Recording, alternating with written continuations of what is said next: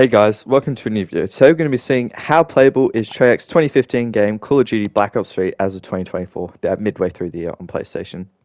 In this video we're going to have a look at the multiplayer and the zombies aspects of the game and rate each of them with loading, amount of hackers and cheaters, variations of what you can play, and just overall how fun it is. First we're going to have a look at the multiplayer, and even though this is an older game, I knew that people loved this COD a fair bit, so I wasn't sure really what to expect. A unique feature about this game was that it told you how popular each game mode was, so having a look, I realized people really only played TDM, which is fair enough. So I invited one of my mates and we played a few games. In these games, they weren't full that often, and it took no time to load into a session, but once we were in that lobby, we continued to find games with the same people quite fast. One major issue we faced was that the servers were not the best, and of the 3 people I played with, we were all continuing lagging out for no reason and no fault of our own, and it did take away from our enjoyment a bit. One issue I ran into was I loaded into a game about a minute after my friend, and that was most likely due to something on my end. And in the dozen or so matches we played, we ran into a few people who were suspected of hacking. They were using infinite score streaks that ran for ages, just had crazy KDs, and could use their special abilities back to back. We were lucky because most of the times these players were on our team, and overall I would rate the multiplayer as followed. First of all, I'm going to rate the loading, and I played this game over a few sessions over a couple of weeks, and sometimes the loading was a bit slow, and other times it was just really fast. Faster than more modern CODs, which was honestly surprising. So I'll give it an 8.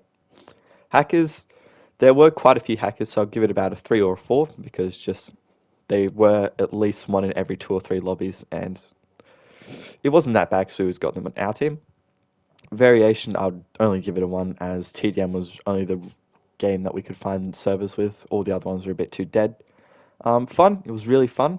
I never really played this COD when I was younger, but it was really enjoyable playing this one now, and I really didn't mind it. The servers I would give a 5 because they were playable but just not the best. If you were to come back and play this, I'd recommend playing it on your own because it's just a lot easier. So overall, I'll give it an 8 out of 10 for the multiplayer. I knew the zombies would still be quite popular as I've come back and played it a few times in the past couple of years, and I was curious to see what maps would still be playable. After having a look, I found that the 2 most popular maps were Shadows of Evil and Kino de Toten, with Origins being in 3rd.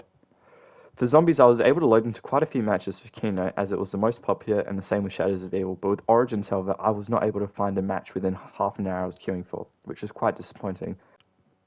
I was, however, able to load into a map with a low player percentage, but it was only one other dude with me. The players weren't bad in these games knowing what to do, and they were speedrunning some aspects of the map. They also picked up down players who were pretty chill to hang out with. For the zombies aspect of the game, I'd have to give it the following rating. I would have to give it a 7 for loading as it was really fast for the maps that were popular, but the ones that had a lower player percentage, you could just not get into them. Hackers, there was none that I encountered, and I don't think anyone would really hack in zombies. I could be wrong there. Variation, I'll give it a 2, as there were some maps you could play, but really just 2 options.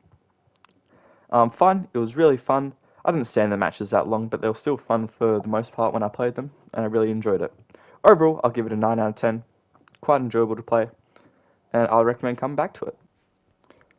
In the end, I would have to say that this game that originally debuted in 2015 is still fairly active, and due to the recent announcement of Black Ops 6 that is going to be based quite a lot off this game with its features, may have brought its popularity up. And I'm not sure how it is on other platforms, but on PlayStation it's still quite popular. If you want to re-download this game and feel some nostalgia, I'd honestly say it's worth it in my opinion, as my experience was very positive. The only problem is that the game is 85 gigs and it might be too much space for some people. But if that's an issue for you, I would probably say do it. I hope you enjoyed this video, and if you did, leave a like, and if you want, I'll review other older CODs and see if they're still popular as of 2024.